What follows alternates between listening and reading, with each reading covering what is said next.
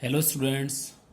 बच्चा आज अपन लोग बात करेंगे सरफेस केमिस्ट्री क्लास 12th का यूनिट 5 है और बेहद ही इम्पोर्टेंट यूनिट है। 4 से 5 नंबर का इसमें सवाल पूछा जाता है आपका। अब चूंकि इस साल अगर एग्जाम होते हैं 2021 में तो आपका केस स्टडी सवाल यहाँ से मिलने वाला है। बाकी नेक्स्ट ईयर देखेंगे 2022 में क्या होता है। लेकिन अभी अपन लोग बात करेंगे factors on which adsorption of gas on solid. आप सभी खुश होंगे, मस्त होंगे और आपके एग्जाम की जो पुराने स्टूडेंट्स हैं जो इस साल नए आए हैं वो तो अभी इसको पढ़ ही नहीं रहे होंगे, सॉलिड स्टेट पर ही उनकी गाड़ी या सॉल्यूशन पर टिकी हुई होगी। लेकिन जो पुराने स्टूडेंट्स हैं वो जरा देख रहे होंगे इसको, तो मैं ये बोल रहा हूँ उनसे कि 1 तारीख यानी 1 जून को आप लोगों के डिसाइड हो जाएंगे एग्ज़ाम कब होने हैं, 1 या 2 जून को। ठीक है ना, तो बस आप लोग तैयारी करते रहिए। अगर कैंसिल होंगे तो वो बात की बात है, लेकिन पढ़ाई एक ऐसी चीज़ है जो हमेशा काम आती है, तो बस करते रहिएगा, खुश रहिए। चलिए स्टार्ट करते हैं। तो कुछ फैक्टर्स अपन लोग पढ़ेंगे जिन पर एडजॉर्प्शन ऑफ गैस जो होता है सॉलिड के साथ डिपेंड करता है। तो यहाँ 3 से 4 फैक्टर हैं। जैसे अगर मैं बात करूँ तो surface area of solid, nature of adsorbate यानी जो गैस है आपकी, नेचर ऑफ एडजॉर्बेंट मीन्स जो सॉलिड लिया है आपने वो, और प्रेशर। ठीक है ना, तो ये 4 फैक्टर मैं पढ़ूंगा। उसके बाद अपन लोग एडजॉर्प्शन आइसोथर्म पे चलेंगे, फिर देखेंगे आगे की कहानी। तो पहले स्टार्ट करते हैं वीडियो को। अगर आप चैनल पर नए हैं तो चैनल को सब्सक्राइब कर लीजिए और अपने फ्रेंड्स को शेयर कर दीजिए, जिससे उन लोगों को नोटिफिकेशन आसानी से मिलता रहे और वो लोग नोट्स आसानी से बना सकें। तो पहले ही जो हेडिंग में डाल रहा हूँ वो है आपका surface area of solid.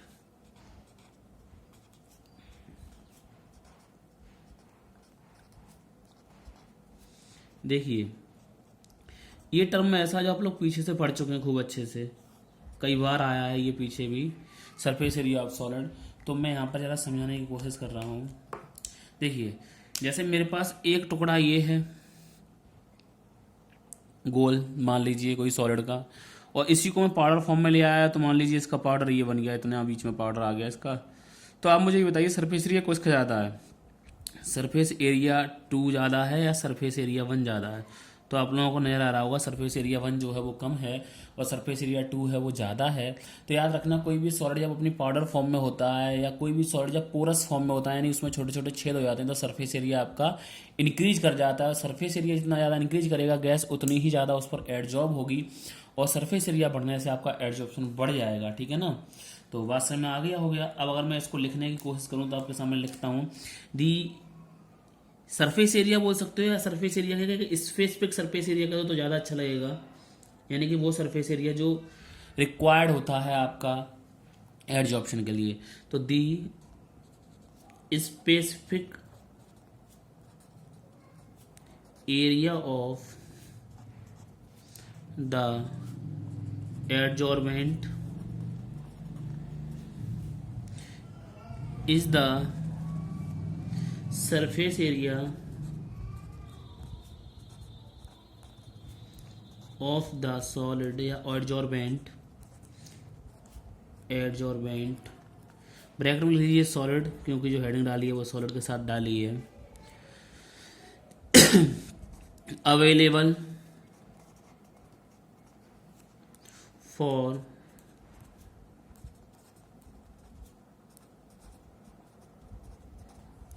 Adsorption पर ग्राम ऑफ द एडजॉर्बेंट। ठीक है ना, यानी कि पर ग्राम ऑफ द एडजॉर्बेट लिख लीजिए यहाँ पे बेटा, एडजॉर्बेट, क्योंकि आप लोग सेंटेंस समझ गए होंगे खूब अच्छे से। मैं क्या कहना चाह रहा हूँ कि जो स्पेसिफिक एरिया है वो क्या है आपका, वो एरिया है जो एडजॉर्बेंट का वो सरफेस एरिया है जो रिक्वायर्ड है या जो अवेलेबल है पर ग्राम ऑफ द एडजॉर्बेट के लिए। तो आपको पता होना चाहिए जितना ज़्यादा सरफेस एरिया होगा उतना ज़्यादा एडजॉर्बेट आपका एडजॉर्ब होगा। तो नई लाइन से समझिए जरा, मैं एक लाइन और लिख दे रहा हूँ जिससे आप लोगों को क्लियर हो जाए। Greater the specific area of solid greater is the adsorption।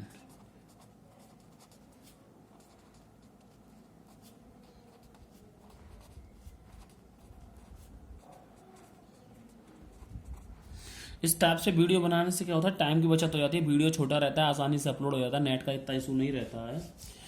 बाकी बोर्ड पर बनाने से वीडियो लंबा हो जाता है और बहुत कम टॉपिक क्लियर हो पाता है, इतना लिख भी नहीं पाता हूँ मैं आसानी से जल्दी जल्दी में, क्योंकि टाइम देखना पड़ता है बार बार कि वीडियो ज़्यादा लंबा ना हो जाए, क्योंकि फिर एडिटिंग में दिक्कत आती है उसको। तो greater the specific area solid greater is the edge option. जैसे अब मैं एग्जाम्पल की बात करें अपन लोग, तेरा एग्जाम्पल समझने की कोशिश करना बेटा। देखिए वही पोरस वाली बात करूंगा, ये पाउडर फॉर्म की। तो अगर मैं बात करूं कि कोई भी पोरस सॉलिड है, जैसे मान लो चारकोल ले लिया आपने, या जेल ले लिया, या सिलिका ले लिया, या फाइनली डिवाइडेड मेटल ले लो, कोई भी निकल प्लेटिनम, वो क्या करता है, लार्ज सरफेस एरिया प्रोवाइड करता है, ठीक है। और इस वजह से वो वेस्ट एडजॉर्बेंट की तरह बिहेव करता है। तो मैं लिख दे रहा हूं, चलिए, दी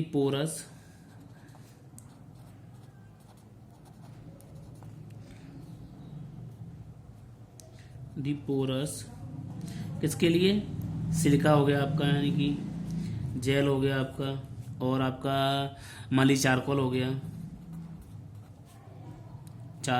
आपका, ठीक है ना, इनके लिए पोरस बोल दिया। एंड फाइनली डिवाइडेड मेटल, अब मेटल के लिए कैसा होना चाहिए, उनकी पाउडर फॉर्म फाइनली डिवाइडेड होना चाहिए, फाइनली डिवाइडेड मेटल। और मेटल में कौन से ले लो, जो आपने हाइड्रोजनेशन करते थे, निकल प्लेटिनम ले लीजिए, मान लीजिए निकल प्लेटिनम या पैलेडियम, ये हो गए। प्रोवाइड, ये क्या प्रोवाइड करेंगे, large surface area, provide large surface area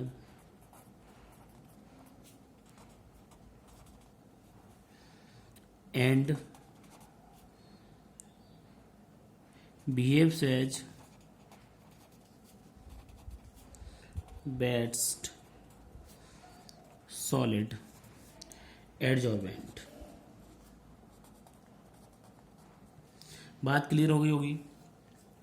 ऐसी दूसरा पॉइंट अगर समझने की बात कोशिश करें तो आप लोग समझिए, दूसरा पॉइंट है नेचर ऑफ एडजॉर्बेट, यानी जो गैस आपने लिया हुआ है। दूसरा पॉइंट है आपका nature of adsorbate.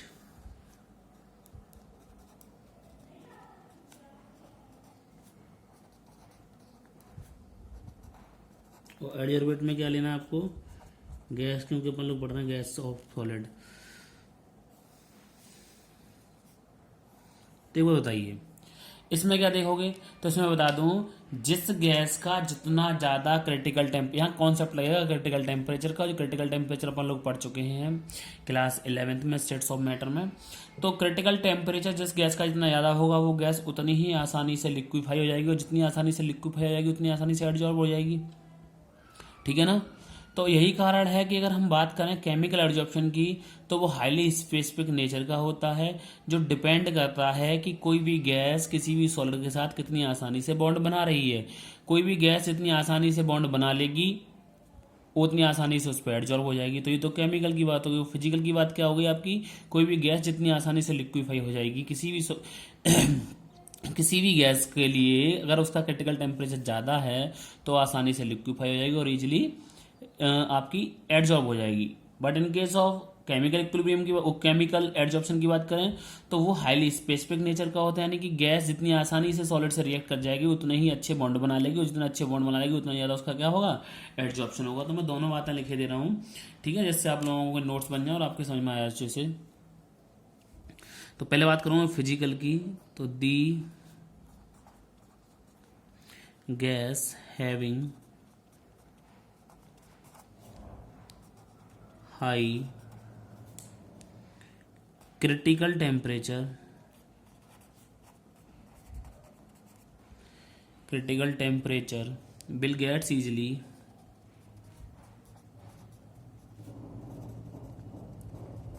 liquefy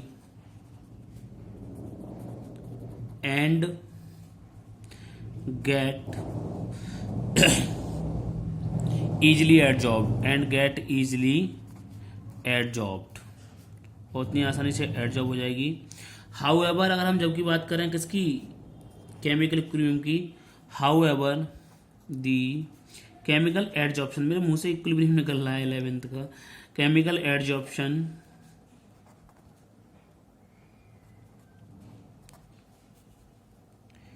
is highly specific nature, is highly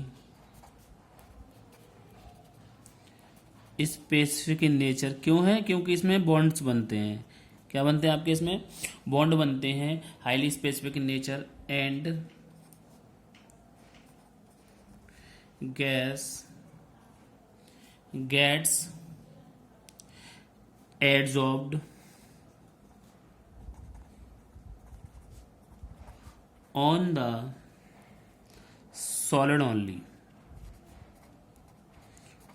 on the solid only if it forms chemical bond if it forms अगर वो केमिकल बॉन्ड बनाएगी तभी होगी। It forms chemical bond. तो आप लोगों को ये ज़्यादा छोटा नहीं है, नज़र आ रहा होगा क्लियर, क्योंकि मुझे और भी 2-3 पॉइंट क्लियर करने इस वजह से मैं छोटा लिख रहा हूँ।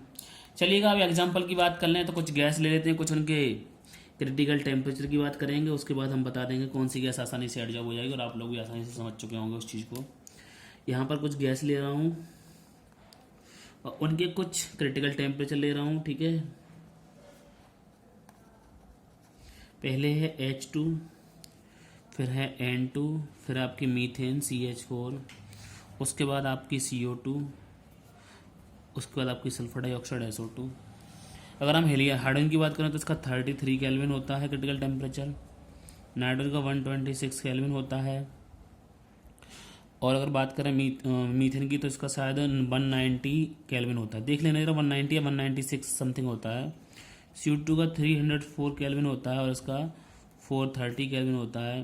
अब अगर क्वेश्चन पूछता है कि किसका क्रिटिकल टेम्परेचर ज़्यादा आता है, SO2 का ज़्यादा है, तो हाइड्रोजन से ज़्यादा कौन होगा आसानी से? SO2। N2 से कौन आसानी से हो जाएगा? CH4, CO2, SO2, ठीक है ना। तो इधर से इधर जाने पे हमारा जो इंक्रीज हो रहा है एडजॉर्प्शन, क्या हो रहा है? Increase adsorption. तो इंक्रीज एडजॉर्प्शन। तो क्रिटिकल टेम्परेचर बढ़ने से क्या होता है, चीज़ें आसानी से लिक्विफाई हो जाती हैं, गैसें, और गैसें जितनी आसानी से लिक्विफाई हो जाएंगी उतने ही अच्छे तरीके से आपका एडजॉर्प्शन हो जाएगा।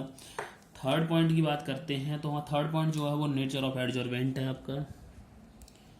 रेड वाला पेन कहाँ है? थर्ड पॉइंट में आपका आएगा नेचर ऑफ एडजॉर्बेंट, यानी कि इसमें सॉलिड आएगा आपका।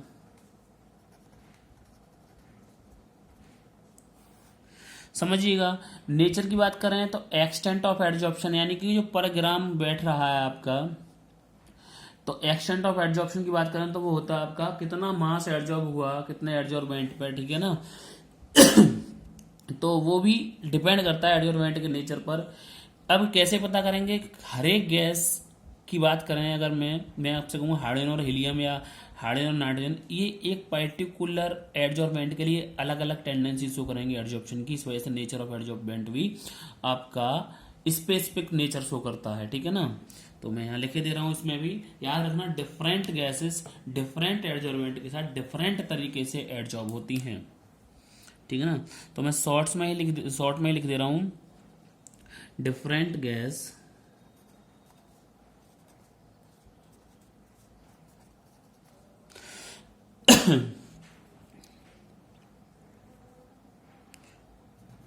may adsorbed to different extent at different adsorbent, ठीक है ना। ये पॉइंट क्लियर हो गया। फोर्थ पॉइंट की बात करें तो फोर्थ पॉइंट आपका इफेक्ट ऑफ प्रेशर। तो आपको पता होना चाहिए प्रेशर बढ़ाने से एडजॉर्प्शन बढ़ता है आपका, इफेक्ट ऑफ प्रेशर। तो adsorption increase with increase in pressure, तो याद रखना, ठीक है। ये तो सीधी सी बात है, क्योंकि प्रेशर लगाओगे पार्टिकल पास पास आ जाएंगे, और पार्टिकल पास पास आ जाएंगे तो ज़्यादा गैस जो है वो आसानी से बैठ जाएगी, ठीक है ना, लिक्विफाई हो सकती है आसानी से। इस वजह से the adsorption increase with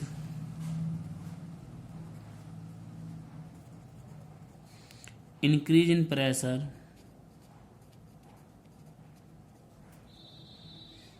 eight constant temperature, condition याद रखना कांस्टेंट टेम्परेचर, और ये कांस्टेंट टेम्परेचर की कंडीशन ही हमें किसको पढ़ाएगी, एडजॉर्प्शन आइसोथर्म को पढ़वाएगी, ठीक है ना। तो ये कुछ फैक्टर थे गैस ऑन सॉलिड एडजॉर्प्शन के। तो ये फैक्टर्स हैं, ये फैक्टर्स कभी कभी पूछ लेता है वो एग्जाम में 1 से 2 नंबर में, तो आप लोग यहाँ से लर्न कर लेंगे। आई होप आप सभी की समझ में आ रहे होंगे कि सरफेस केमिस्ट्री आसानी से। मैं कोशिश ही कर रहा हूँ आप लोगों की समझ में आ जाए, इस वजह से मैं कॉपी पे नोट्स भी देने की कोशिश कर रहा हूँ, क्योंकि बोर्ड पर केवल समझा सकता हूँ, नोट्स प्रोवाइड नहीं करवा सकता, फिर उसके लिए पीडीएफ की हेल्प लेनी पड़ेगी। तो मैं अभी ये नोट्स बना ले रहा हूँ, फिर मैं इन्हीं के पीडीएफ डाल दूंगा आप लोगों के लिए डिस्क्रिप्शन बॉक्स में, ठीक है ना, एक साथ लिख के एकदम आसानी से। तो मिलूंगा फिर मैं नेक्स्ट वीडियो में, तब तक आप सभी अपना ध्यान रखिएगा, खुश रहिएगा।